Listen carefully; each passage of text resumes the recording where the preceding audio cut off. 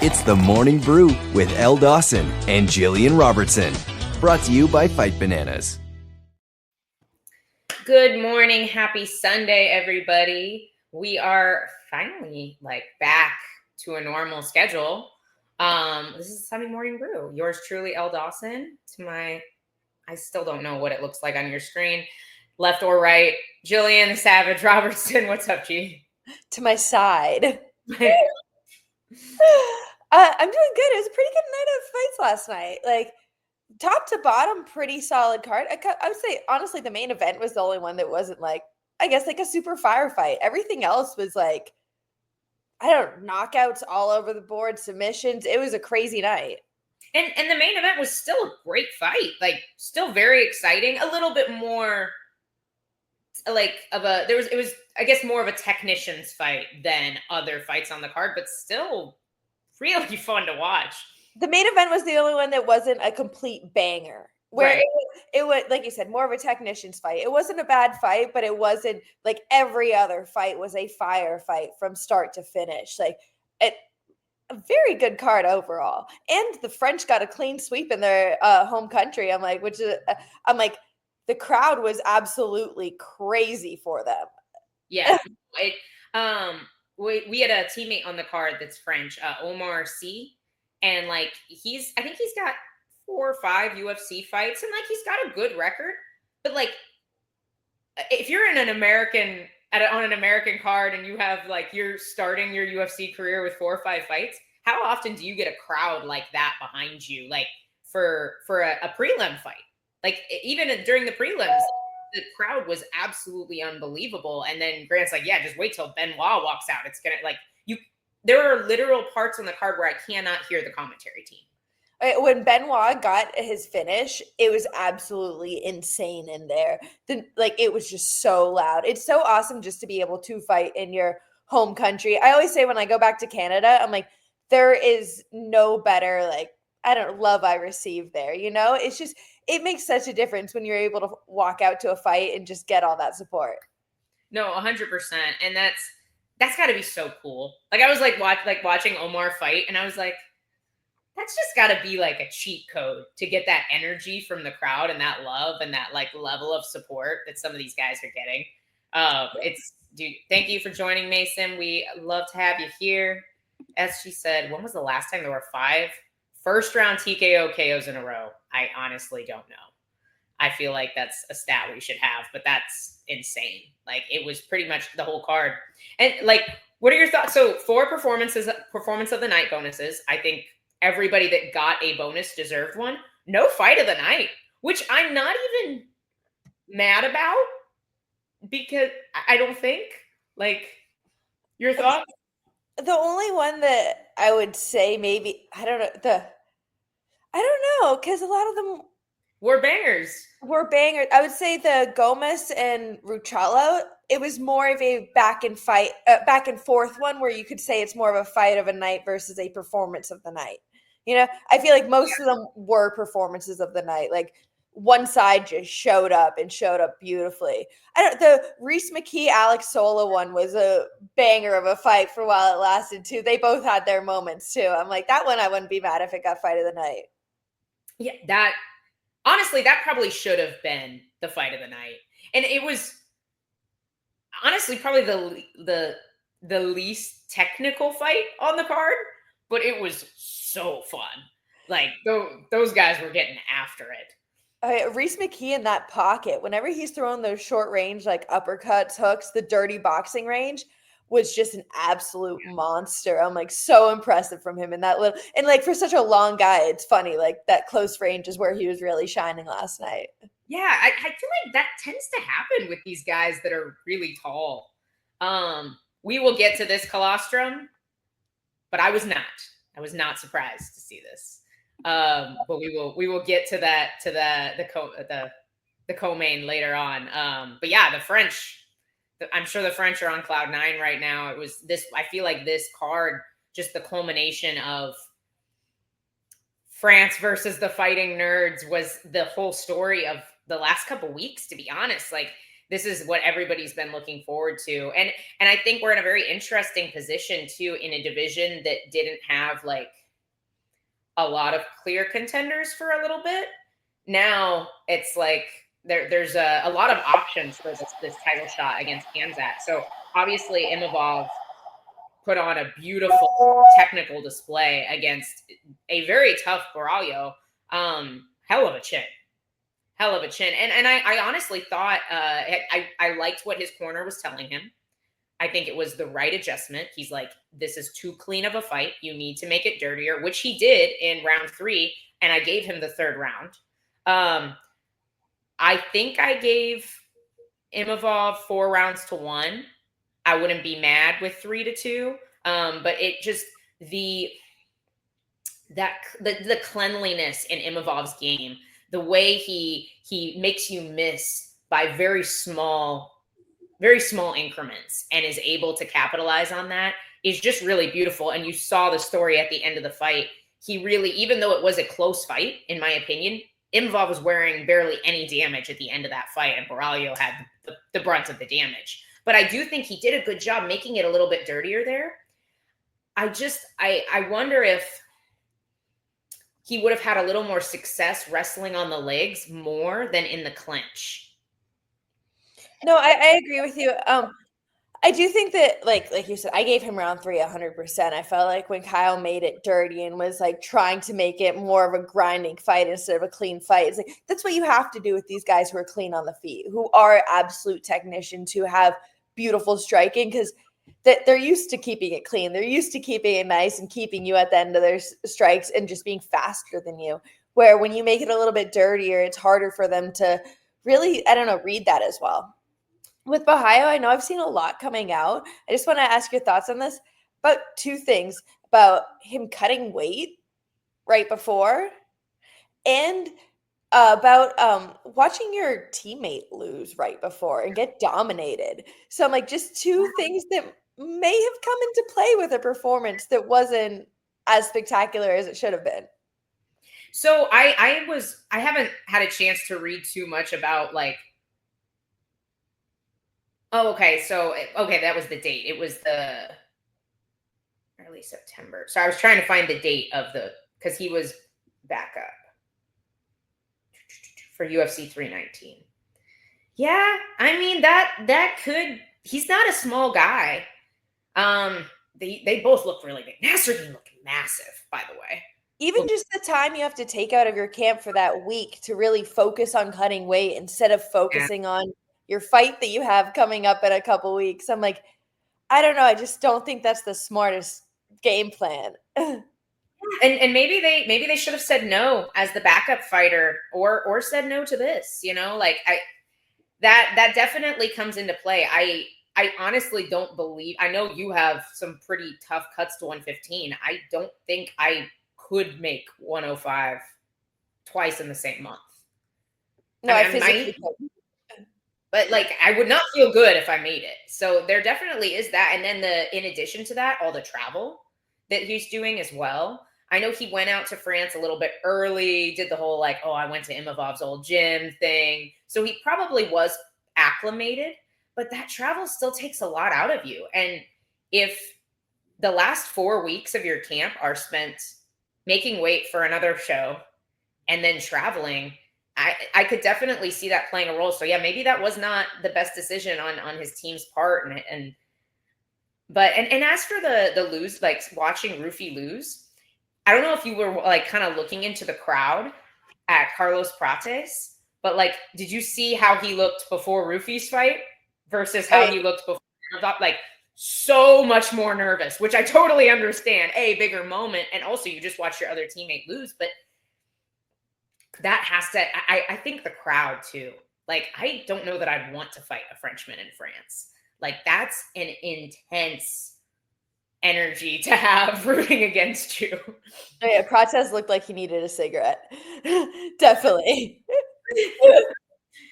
But yeah, the French crowd is, I don't know, it's always intimidating going into these other people's homes, anybody's hometown. I feel like the French crowd is intimidating. A couple weeks ago in Shanghai, that crowd was like so one-sided for their people. I thought it was absolutely beautiful. You go to Brazil, they're chanting "You will die" as you walk out. Like, it's always intimidating to fight in somebody's hometown, just period. 100%. And I will say, I do think that the Asian fans tend to probably be a little bit more respectful to opponents than maybe France or Brazil. But it definitely, yeah, like that has to be tough. Like I honestly never really like experienced as a pro. I don't think I've ever fought in somebody else's hometown because it's kind of hard to do as like on a regional show. Like typically you have your show that can find you fights and that's about it. And so you tend to fight in front of your people. So I don't even know what that would feel like. So I think almost all of like my first fights, really like my regional fights and my early UFC fights were like in my opponent's hometowns, essentially. My UFC debut was fighting Molly McCann when she was a Cage Warriors champ, just got signed, Liverpool's hero, and we fought in Liverpool. So I'm like, me walking out, I got booed the whole time. It was definitely a rough week there, but it's like, I don't know. I honestly love it either way. I just like the energy. So I'm like, if you're booing me, if you're cheering for me, I'm happy for it. I like the energy there. That's You're why able to harness it. Yeah. just not the apex. You're able to harness it. Like I bet there's fighters that are better at harnessing the negative energy than others. And maybe, that may have played into it a little bit. This is a very interesting question. Do we think teammates need to stop hyping up other teammates? Now, I think there are some guys who are absolutely the real deal from the fighting nerds. I 100%, and I think Caio Borralho is one of them. I think he is world class. I just think Imavov is one of the most underrated middleweights for no reason. I guess people looking back, he's had some, like, he lost to Sean Strickland, which by the way was his debut. Pretty sure was short notice. He didn't look amazing fighting Joaquin Buckley, but I feel like as he has developed in his career in the UFC, he's become a force. And he's just not getting the recognition that he deserves. So I want to say I'm not discounting Caio Borralho at this point. I definitely see some holes that I'd like to see him. I'd really like to see him wrestle on the legs more because we've seen what he can do on the ground. And I think that also adds just another piece to your game where you can, like, it gives them something else to think about. If all I have to think about is up here, it's a lot easier for a tactician like Imavov to kind of get his game going. But I do think Rufi was very rushed. Dude had 3 UFC fights and is fighting a guy that was like fighting Dustin Poirier less than a year ago for a number 1 contender spot or close to it. I don't think he was ready for this moment. I do think there are a lot of guys in the top 15 that Rufi will still beat. But I definitely expect the UFC to not match him up against a whole lot of great grapplers anytime soon. I think I really would like to see them do like him and Bahamondes. I think that's I think they can make some amazing fights with Mauricio Rufi. And I think he has a lot of room to develop as well. But I definitely think he was not quite ready for this moment from a skill perspective. And then interesting fact for Caio, and I'm sorry, I'm going way too long, and then I'll give you the floor, Gillian, but Caio Borralho, I didn't realize this. Grant told me this yesterday. Caio Borralho, before this fight, had 1 win in the top 15, while Imavov had 6. So if we're comparing just the readiness for this moment, that's a pretty big difference. Your take. No, I was just going to say the game plan that Benoit took is what the game plan that Cao should have took. Like, he was switching it up so good. Literally, the first thing he did is walked out, faked a shot, and then head kicked. I'm like, That's the type of game that Caio Borralho needed to play. Like, faking the takedowns, coming back up with striking, making Imavov constantly guessing. My coach always says, keep them on ice. You want to keep them so it's like they're on ice skates. So they can't stand still. They're always guessing, like, oh, is he going to shoot? Is he going to strike? Where is he going to be? So you need someone always guessing. And that's where Caio needed to keep Imavov, where Benoit was obviously able to do that absolutely beautifully. And from the first bell, just threw Rufi off his game completely. And I think maybe like exposed a pretty big hole there too of like not the best bottom game. And it wasn't even like Benoit wasn't doing anything special. Benoit made some pretty decent errors on top, in my opinion. Dude, he's got to be the strongest dude I've ever, like, he took this terrible shot, somehow locked his hands, is fully extended, is just like, no, I will get to this body lock. I was like, what just happened?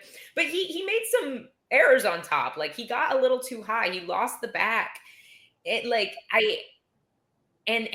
Rufy just didn't seem to know. It wasn't like Rufy was doing the right things and Benoit's control was just too good. That wasn't the issue in this fight specifically. I feel like he definitely has some big holes there on the ground. Okay, because like I feel like we've seen it in his last couple with Moicano, with Dustin. I'm like, how Benoit's looked on the ground hasn't been like, and obviously those are great fighters to compare him to, but he hasn't looked elite when he's been on the floor. And I'm like, even with Rufy, he ended up on bottom twice, you know, where he was like swept in positions, just made, I guess, got excited, made decisions that weren't the best, and ended up on bottom where Rufy just backed up and let him stand up. But I'm like, it was like, I don't know, it's not a good person to get dominated on the ground by. And it's like, yeah, I think it showed a pretty big hole there. I don't disagree. And to be honest with you, in my opinion, the two most tested fighting nerds don't include Caio Borralho or Rufy. I think John Silva is the real deal. And like Colostrum, yes, I agree with this. Like, short notice, up a weight class against Drew Dober, absolutely annihilates Bryce Mitchell. Like, the wins on John Silva's record are probably the most solid. And then Prates is by far the most tested at this point, in my opinion. Like, the short notice against Gary, who I rate very highly at this point in time, looked great in his loss to Shavkat, has looked amazing since. Like, I rate Gary very high. And for Prates to have a fight like he had against Gary, and then what he did to Jeff Neal, who I also think very highly of, I think Prates is also very legit. And honestly, I think it's probably good for the nerds to get tested at this point. I think this is good for Caio to be tested like this at this point, because it's a really good litmus test for him moving forward. I think when we watch a grappler like Paul Craig fight, for example, which happy retirement to Paul Craig. He's been a legend of the sport. He's been around a long time. He's the champ killer, has wins over Magomed Ankalaev, Jamal Hill, like legend. Dude's a legend. But there's been a very consistent issue with his style over time where the wrestling just never developed. And I think he may have started to work on it. He looked like he watched the wrestling tutorial this time. Like, it looked like he was trying some stuff that would have been really good. But I think he started maybe working on that part of his game a little bit too late, you know? And like, if I'm Caio Borralho, like, I'm working on, like, I'm just shooting to the legs constantly, giving guys, like you said, what Benoit, spamming the body kick and then shooting, spamming the body kick and shooting. Like, I think that that's a piece of his game that he can just solidify and go on to beat some really good guys with. Oh no, 100%. And I'm like, when you just said Paul Craig, I'm like, I'm like, the last 10 seconds of that fight gives me like, why, when you have your back up against the cage, are we going to pull guard? And I'm all for pulling guard. I would, I've pulled guard in fights before. I'm like, I think you can do it strategically. I think there is ways to do it to benefit you in MMA, not with your head against the cage. You're already in a, like, even typically speaking, you see a lot of wrestlers, whenever they get taken down, they go to the cage to try to get themselves back up. With me, I usually try to get away from the cage, because then the more space I have in jiu-jitsu, the more I can work my closed guard. If my head's up against the cage, I can't work my closed guard. I can't work. Yeah, when you have your neck up off the ground like that, and like, I don't know, it's like crimped up in a weird position, you lose the mobility in your hips. So I'm like, you're completely taking away your whole game, really. I'm like, you're just pulling yourself to a bad position. I was just cringing that whole time. Oh. Yeah, I think this was time. This was time for Paul Craig. And to be honest, like, we kind of like saw him have a little bit of a resurgence when he went down to middleweight. And then I think like the fact that it was like, oh, this is what he needed to do was just go to middleweight, to see him go back up. Like, it's like, yeah, it's time. Like the middleweight move didn't really play out. He's older. His style just hasn't evolved. And I think people kind of figured him out too. Like he had that slick, but that's like 100%. If I'm fighting a girl like you and I take you down, the number one thing I want to do is put your head in the cage because that keeps me the safest possible. And it's just, I mean, he did pull guard. It just wasn't a great guard pull. Like he tried, but yeah, he's smashed against the cage. He has no space. There's nothing to, you can't roll for a leg. He can't do any of his best things, you know? So it's, yeah, I think it was time for him. I want to diverge from UFC Paris just real quick because I think there's an interesting conversation going on in the comment section.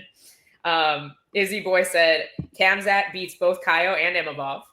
And then Colostrum said, Fluffy is going to whoop RDR and then get the title shot. So there's a lot going on at middleweight right now. Like, in your opinion, just real quick, let's touch on who you think gets the next title shot.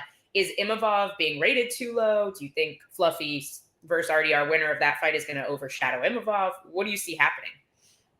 So I feel like Imavov deserves it, but for some reason, I think Fluffy and RDR are going to overshadow it. I think that there's something about them that there is just more hype behind it. There's more like crowd interest behind it, where Imavov, I don't know what it is, but he just doesn't sell as well. So I'm like, I feel like he deserves it more, but I don't think he's going to get it. He's the middleweight Armon. Exactly. Statty Pimblett. It's well, and it's funny too. Like Imavov has had some not super exciting fights, but not lately. Like the Cannonier fight, he looked phenomenal, and he finished a guy that's almost unfinishable.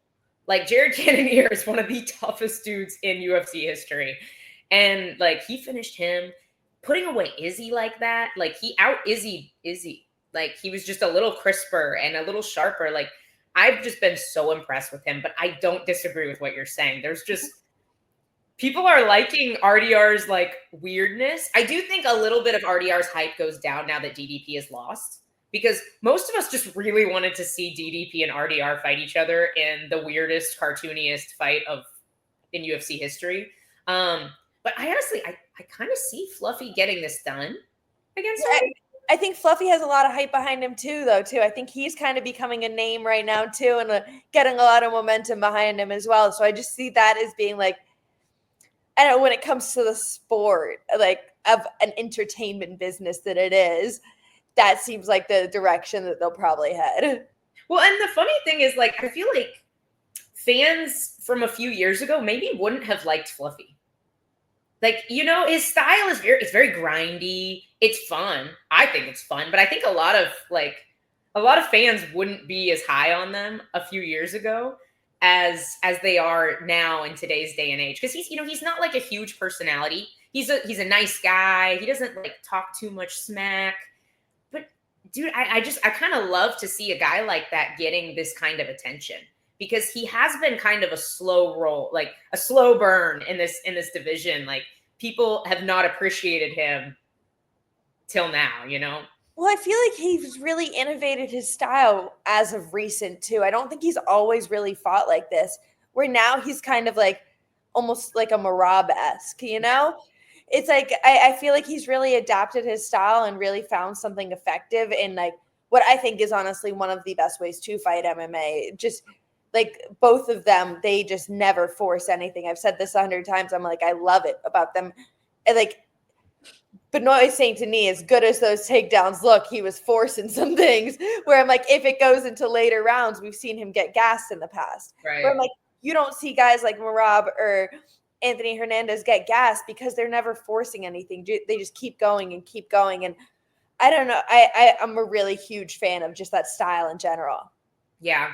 No, I'm with you. And to be honest, I think I want to go back to this point of like, yeah, maybe he's adapted his style a little bit, but like Marab's style has been Marab's style for a long time. And the same thing kind of happened to him. Like he was not well liked until all of a sudden he just was.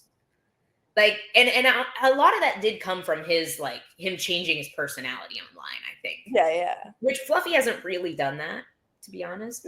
Maybe he's like posting a little more. but he's putting himself out there a little bit more. But he hasn't like fully committed to like a bit like Merab did. But it just seems like he's been very warmly welcomed by the MMA community right now, which I love that for a grinding wrestler. That's my dream. Fluffy's one of those guys that I honestly, I'm like, I love people like this, where if you looked at him in the street, there's no way you would think, oh, he's one of the baddest people on the planet. You know, he just looks like, it looks like such a normal guy. And then like, obviously you see him fight, absolute monster. It's just funny. No, it is. I love that. I've heard that this is very true from reliable sources. This was obviously way before Merab was in title contention, but they wanted to trade PFL for Dakota, which how different would this timeline be if that had happened? Like I would be, that's us. We can't get into that right now. We'll talk about it for 20 minutes, but like one day you and I should just sit down on a live and like play out who they would have fought in each organization and like what our timeline would look like now if that trade had happened. Because that's just wild. You save that for another day. But so we've spent a lot of time on the co-main and the main event, and weirdly enough, quite a bit of time on Paul Craig. But there's a lot of amazing fights to get to, and I definitely want to get all the way back to the early prelims as well with the strawweight fight, because I had lots of questions for you about that. But before we beat Brady. Just last thing on the Paul Craig Bukowskis fight. Did you Bukowskis post-fight demotivational speech? He was like, if you've ever had a dream, give up. Why? Why? I loved it though. It's hilarious. So dark. But anyway, go ahead. I was gonna say the next one on the main card that honestly this person probably the person who impressed me the most last night, Mason Jones. Absolutely loved that fight from top to bottom. The fight was great.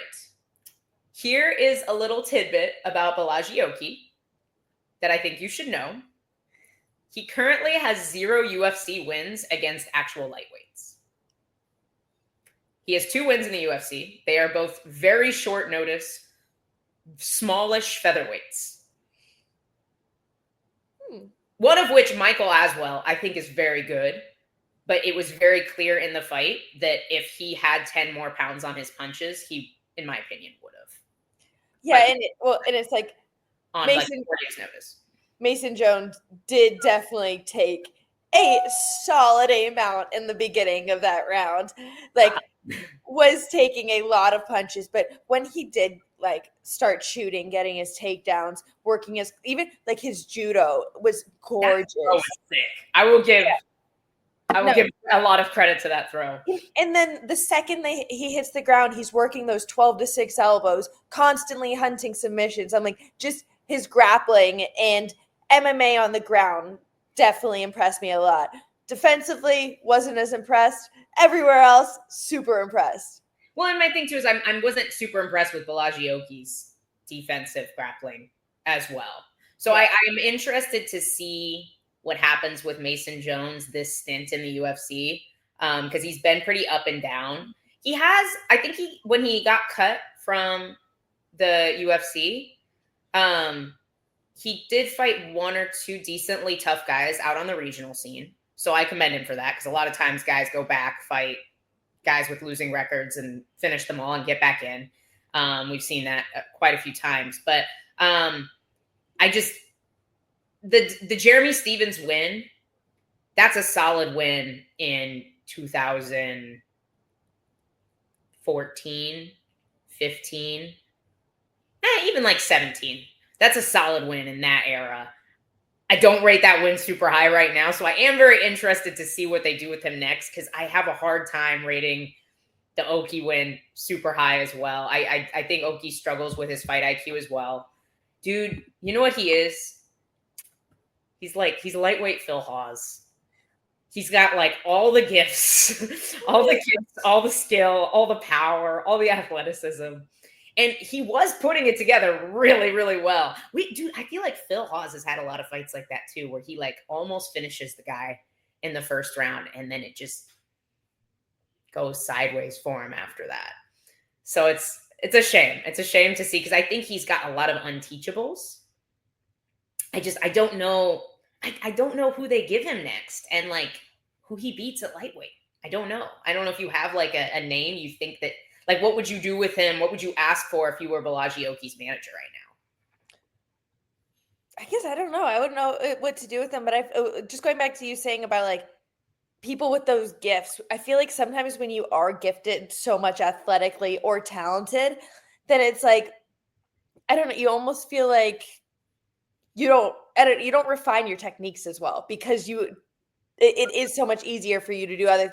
I feel like it's, I don't know, it's easier to describe with like, you see a lot of heavyweights don't have jujitsu because they can just get up. They can just power out of things, where people our size always have to learn like the finest technique. You know, we have to learn the technique 100% right, or we're never going to get out. Where I'm like, Derek Lewis is just going to stand up. Yeah. So I'm like, I feel like a lot of times you see people who are so gifted athletically or like just talented at the sport that they don't necessarily, they lack that little bit of like those technical abilities because they've never really had to rely on them as much.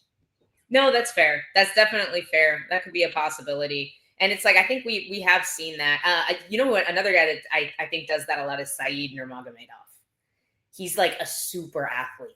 Like, he's so long for the division. And you saw it a lot in the Bryce Mitchell. Like, it worked a couple times. He like kind of reversed them, and like, but then it just, Bryce was like, oh, I need to be ready for that. And then it was gone after that. And you could see him not doing the technically right things on the ground, but trying to like athlete out of positions. But not a person that was on this card. I'm doing it again. But you said your fight of the night, if you had a fight of the night, was Gomis versus Ruchala.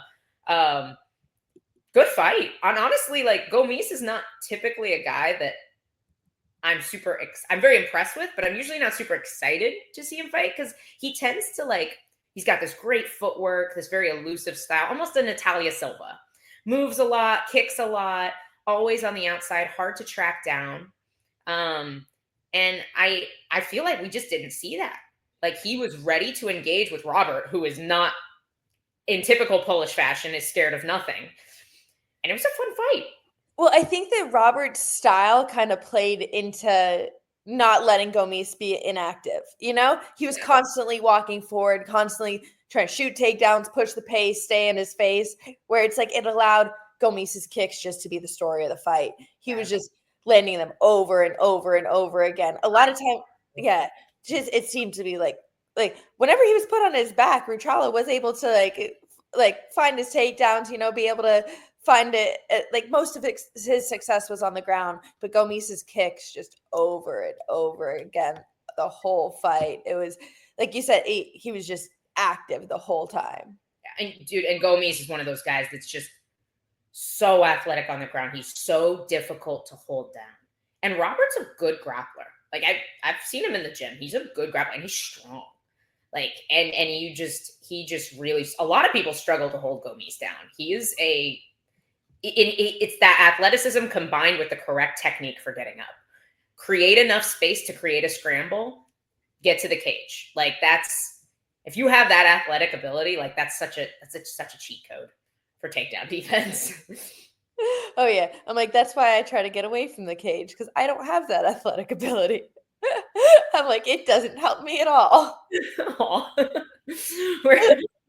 We have other gifts, Gillian. We have other gifts. I am so down for this. That was cool. Probably would take a while. I think Grant will probably want to fight sooner. Maybe after the next one. That would BSD would be a good one after that. That would be cool. I actually really like to see that fight, even if I wasn't married to Grant. I just think that's a fun fight. Did he call anybody out? I was like, he's going to call out. Grant's like, he's going to call out Chandler, because why wouldn't you? But it's like, it's the best option for him right now, I would think. But I didn't see, did he call out anybody that you saw? I didn't see that. I'm not sure. I was just thinking, I'm like, call out Chandler, get it on the White House card. I'm like, that would be a good move for him right there. Like, that, yeah.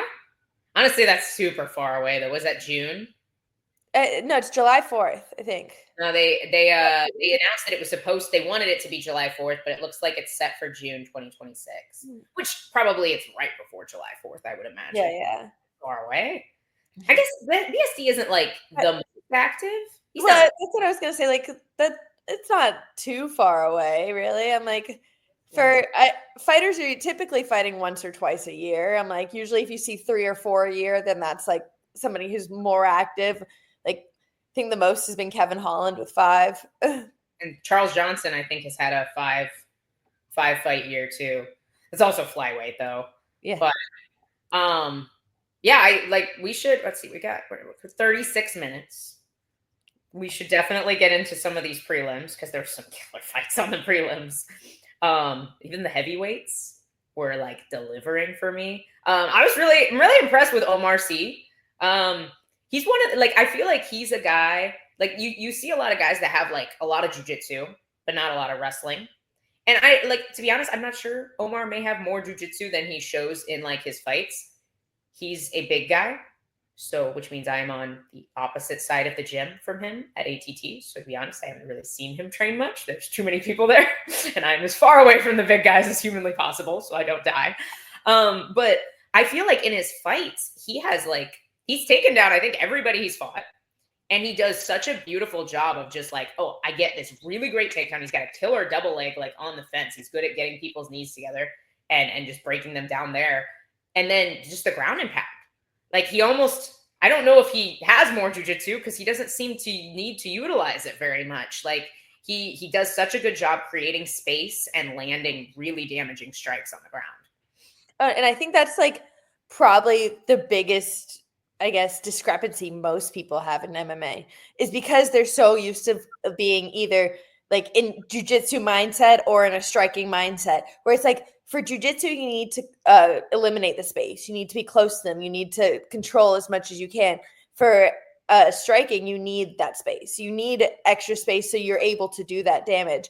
And so many people either train in like, I guess, these individual sports of just training jiu-jitsu and then just training striking. So now when we're doing jiu-jitsu, it's so hard to develop that space, to create that space and be comfortable doing that. So to see Omar be so just so efficient with it, I feel like it's really impressive. Yeah, no, I agree. And it's a great skill set to have at 205 too, because you don't see there's definitely more good grapplers at light heavyweight than there are at heavyweight. But it's still a rarity as you get into these upper weight classes. And I think having that, like, because he's good on the feet too. Like he has knockouts. He's long, he's lanky, he's sharp. But I like this. He has this option. Like I don't have to be in danger on the feet all the time. Like I can mitigate the danger. I'm still striking, but I'm putting you in a position where you can't strike me back. Like it's a great mentality to have at 205. And Ribeiro's a dangerous guy on the feet. So I'd like to see who they give him next. I was gonna say, was Ribeiro wasn't ranked? I don't know 205 rankings, to be honest with you. I would need to look them up. D'Elia, non-fat heavyweight. Yes, we got to talk about Ante D'Elia. I might be not saying his name correctly, but I feel like he broke his leg. That is, ouch. That's a big injury to come from. Yeah. But this was his debut. D'Elia's debut, correct? Like, fought a ranked guy, a pretty decently high ranked guy at heavyweight, which is most of the heavyweight division. We've talked about this. Most of the division is ranked because the division is so small, but still, like, a guy that I would say has had a solid UFC run. And like he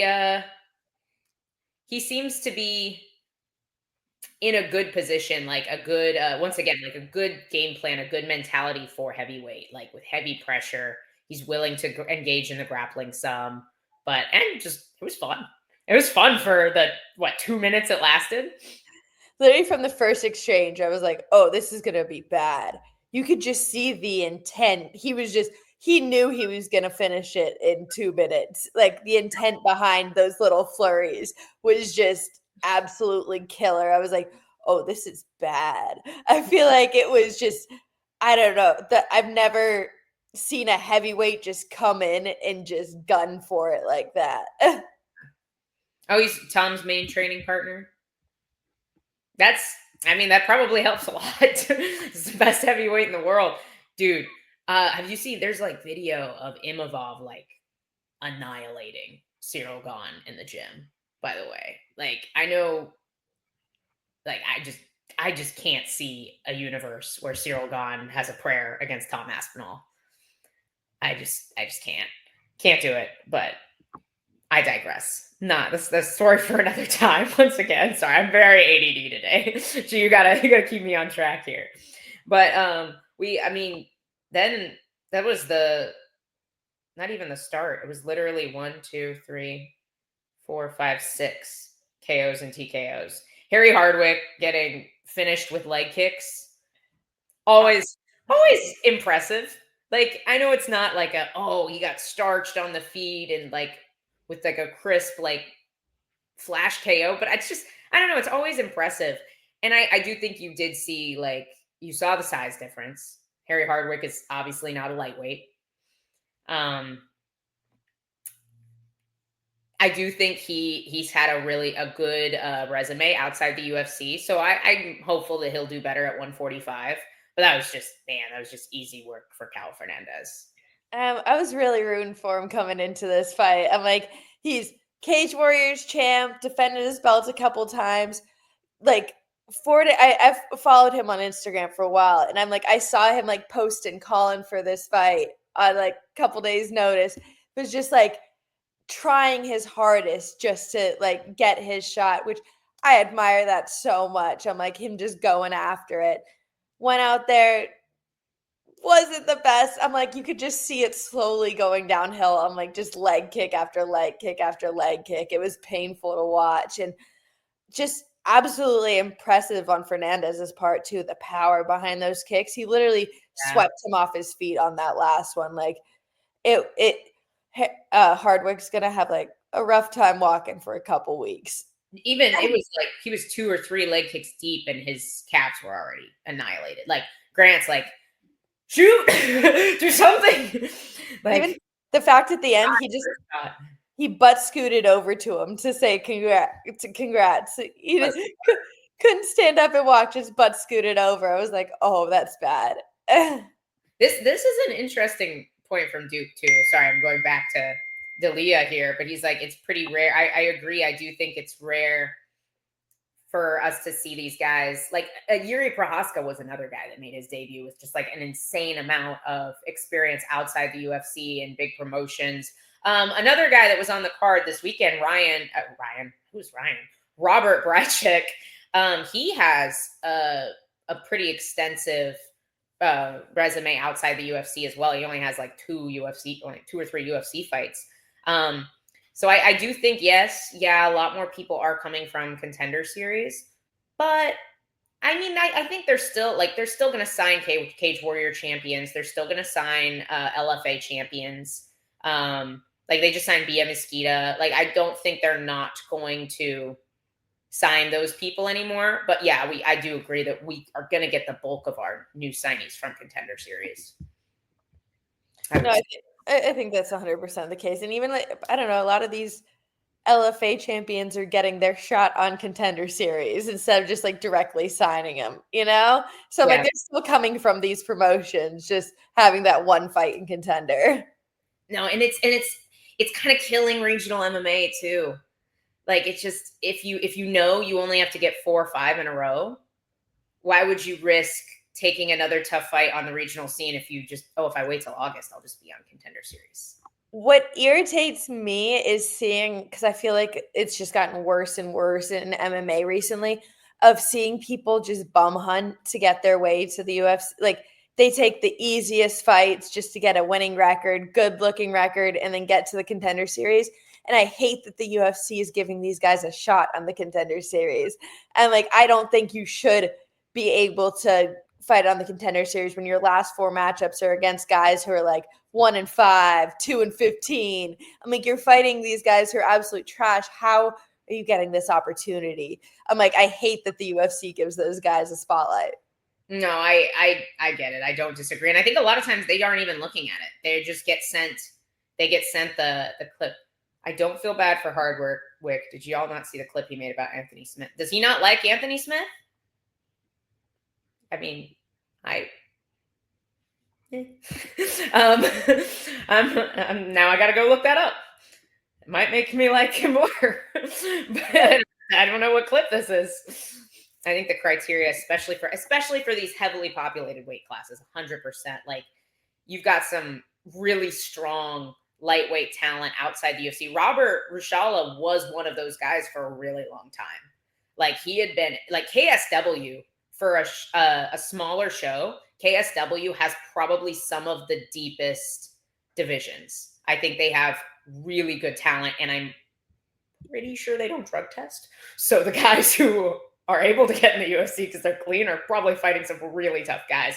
And Robert was killing it at KSW. It took him a long time to get signed. Dakota Bush is another guy on the regional scene that's out here on a 9-fight win streak, beating UFC veterans, and just isn't getting that shot, which he fights next Saturday, guys, on New England Fights. Might be forgetting. September 13th, you guys should watch Dakota Bush. He's fighting Joe Giannetti. I've had multiple friends fight on the Contender Series this season, and 4 of them. 2 of them have matchups that I'm like, those guys are kind of easy matchups. Like, they kind of didn't really fight anybody ever. They've never, had anything tough. And the other 2 matchups, I'm like, they gave you guys dogs, Yeah. Where I'm like, it's just, I don't know. It's so far. And I think that's why we have seen I want to say not last week, the week before we had even last week, I think we had a lot too. The week before we had 4 knockouts that were in less than a minute. I'm like, there was only one fight that was actually felt like what I feel like a Contender Series fight should be, where it's back and forth, 2 guys who are I don't know, they are at that level and you're testing them to see if they deserve to be there. It shouldn't be one fight, a one-sided fight, someone getting a 30-second knockout. And I'm we over and over and over again. Yeah. I don't disagree with you. And this is on the same topic. Izzy Boys, do you think having a well-known friend or training partner increases your chances? Absolutely.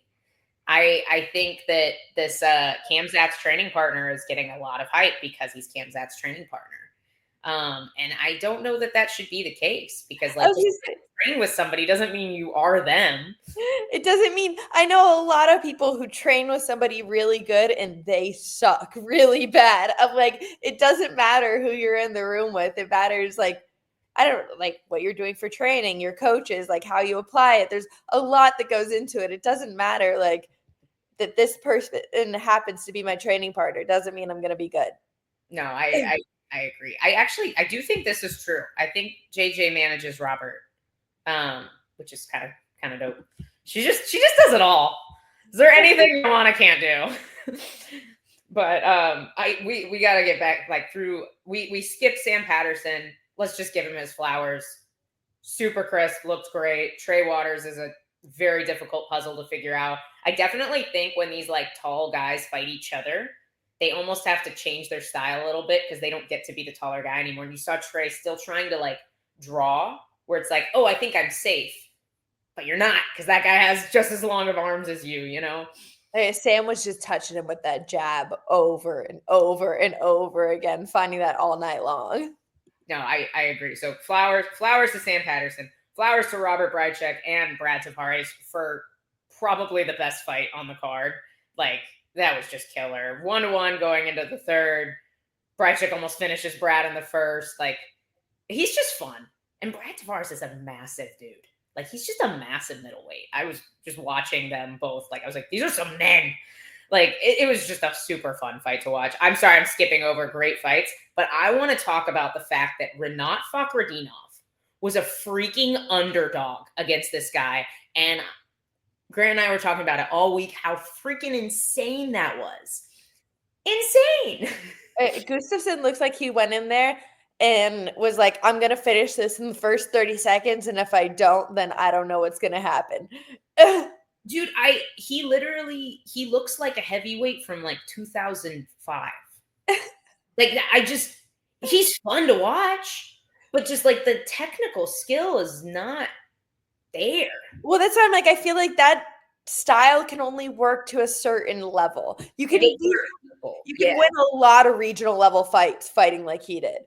Once you get to the UFC and you find guys who are a little bit more vets and a little bit more composed, you're not going to be able to just run through them like that.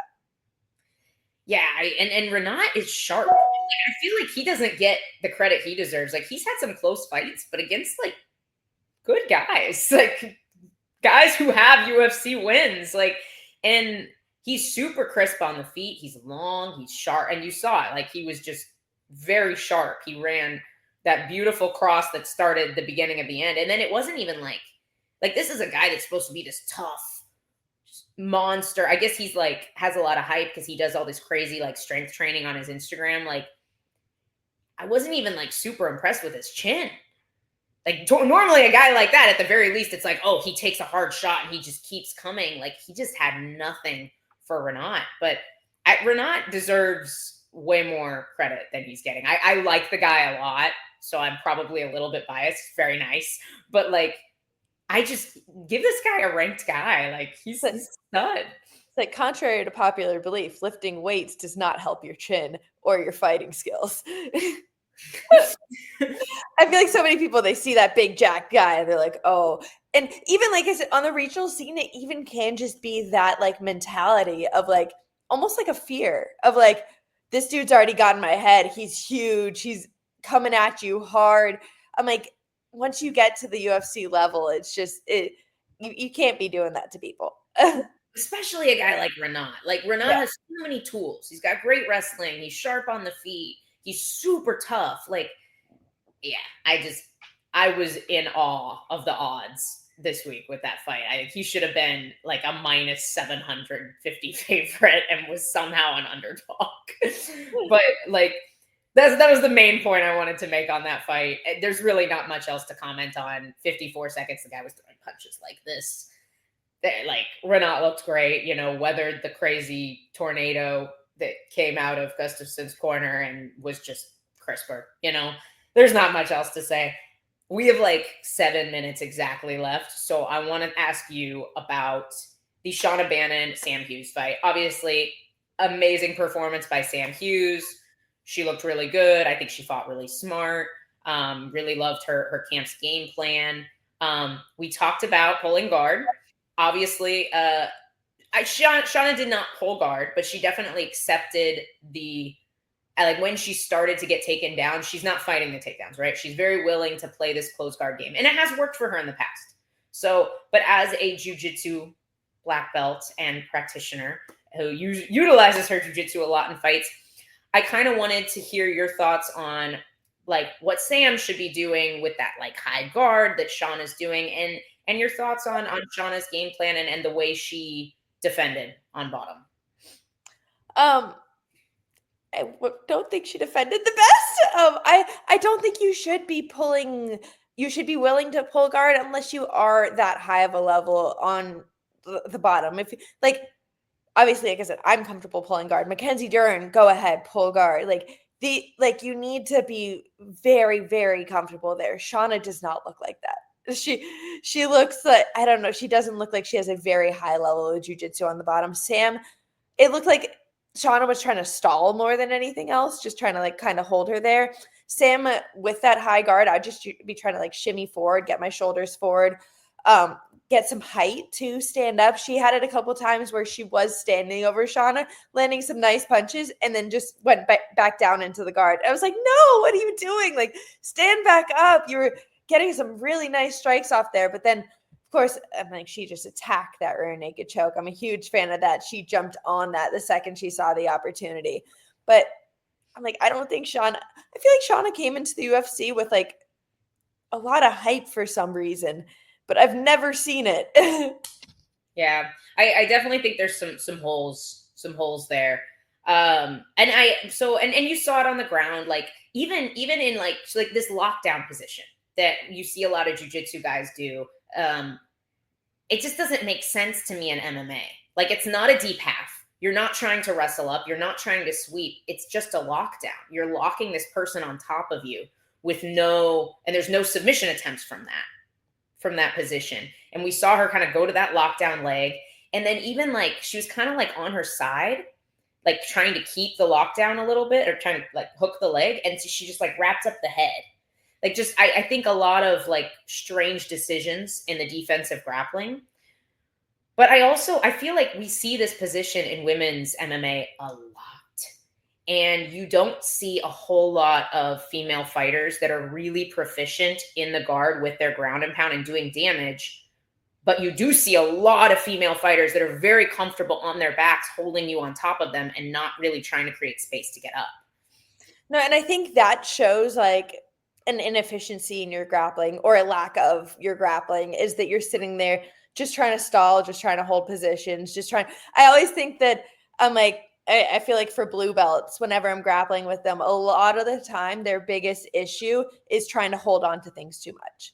Like, if you're trying to like hold on to mount, and then it's easy to like kind of just sweep you then, because you're trapping yourself. You're trying to hold on so tight. So I'm like, I feel like, I don't know, that's what we saw a lot of, is just she doesn't have the efficiency in her grappling. So she relies on just like holding these positions. And I think it's more out of like fear than anything else, because she doesn't have the options. No, that's fair. And then from Sam Hughes' perspective, like you would like to see girls stand up more, like in the guard to. With this fight specifically, that seemed to be the right option. Like, she was getting a lot of strikes off, or just start grip fighting, being able to negate those arms. I feel like I said, I think these are things that people don't really work on, because they're those in-betweens of striking and jiu-jitsu. So you need to be drilling in the gym, working how to get those grips off and create good grips so you can get good strikes off and create the distance. Be actually drilling MMA positions instead of just drilling how to pass guard or whatever, you need to actually work these positions to get good at them. It's interesting. Like, I'm running into like the opposite of that right now, because I'm doing a grappling match next weekend. And I was like, I punch to pass the guard. How do I pass the guard without punching people? That's me 100%. I feel like I'm such an MMA grappler at this point, where it's like jiu-jitsu is more difficult for me, because to open a guard, I punch. To set up my submissions, I punch. I'm like, so much of my game is just sitting on top of people and punching, and then waiting till I see my opportunities, that I don't really have a jiu-jitsu game. I don't know how to force people into these submissions. I don't know how to force your guard open, because I'm just like usually doing it the easy way by just punching you in the face. No, 100%. And I think you see like the handful of women that really have perfected their ground and pound. I think you've really, in the last couple of years, you've added it really nicely to your game. Valentina Shevchenko, like her early days in the UFC, like she was so damaging on top.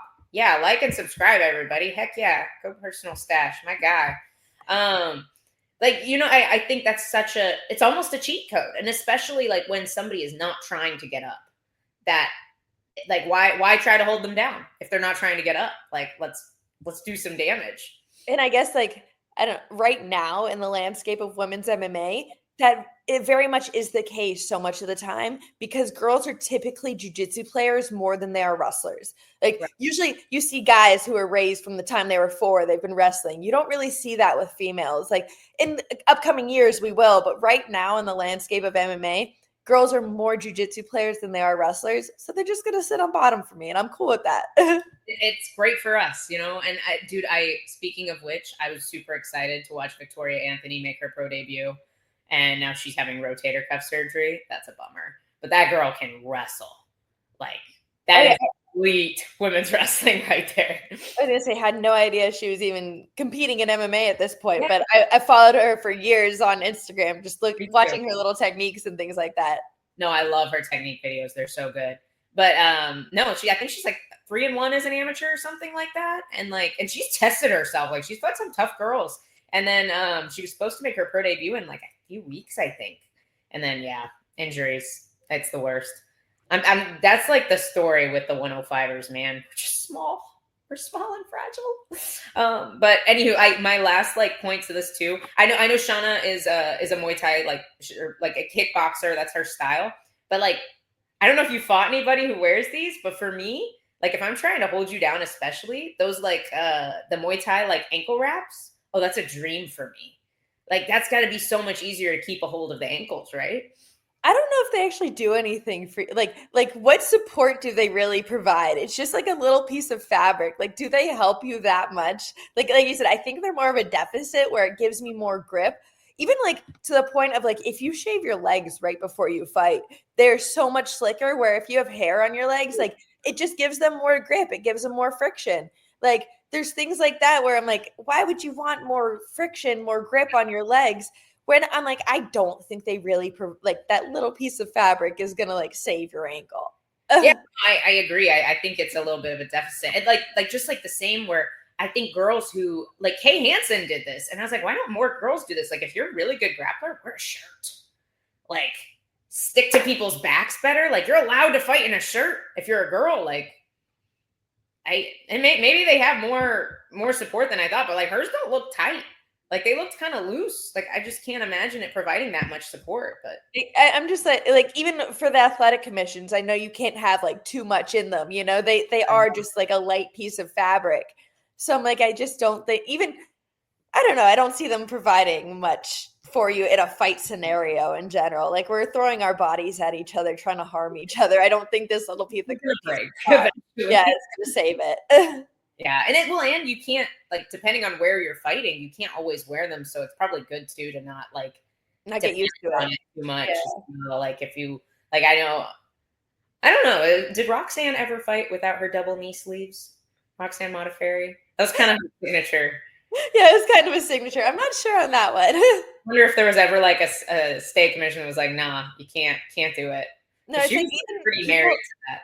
People train in like wrestling shoes and things like that. And I'm like, it's just not realistic. Like, why are we you fight barefoot? Why would we try to, why not make it as realistic as possible and make the conditions the same as possible as often as possible? I agree. And that's like, there are mats like at our gym that are less slippery. I want to roll on those mats. And I know that they're like not as soft. So like you get more mat burn and stuff, but it's just, to me, it's like, it's so much more realistic for me. But and I understand like some people like the wrestling shoes because like some like types of mats are slippery. Every time I have worn wrestling shoes in grappling, I have been so much closer to like re-tearing my ACL than when I'm barefoot. I don't know what it is. Maybe I just am clumsy in them, but for me, it's bad. Obviously, at the UFC level, you don't run into this as much, but at the regional level, I feel like you don't know where you're going to be fighting. I'm like, I've seen some cages that are terrible, that are like that vinyl slippery. I know one of our friends, Kayla Rocco, she fought Piera Rodriguez. Mm-hmm. And whenever they fought, it was in Panama, outdoors. They were the last fight of the night. It was so humid and the cage was just covered in sweat that the whole fight, both of them are just slipping all over the place. But I'm like, when it comes down to it, it doesn't matter. You still have to be able to perform in those situations. You still have to like go back. Like at the end of the day, it's a win or loss on your record. So I'm like, I feel like you have to, as a fighter, be able to adapt to the worst conditions.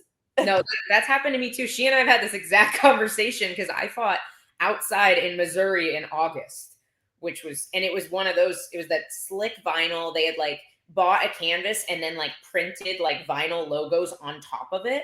So there were just like areas that were like as soon as your foot touched it, I was like, well, I just have to lay in this girl's guard for the foreseeable future. It was terrible. We fought at like 11:45 at night and outside. It was like on a softball field. Yeah, it was the worst. Yeah, thankfully those days are behind me. But yeah, it definitely happens. I honestly, it was really hard to hear the commentary for me because a lot of times the crowds were so loud. I actually didn't hear him say this specifically.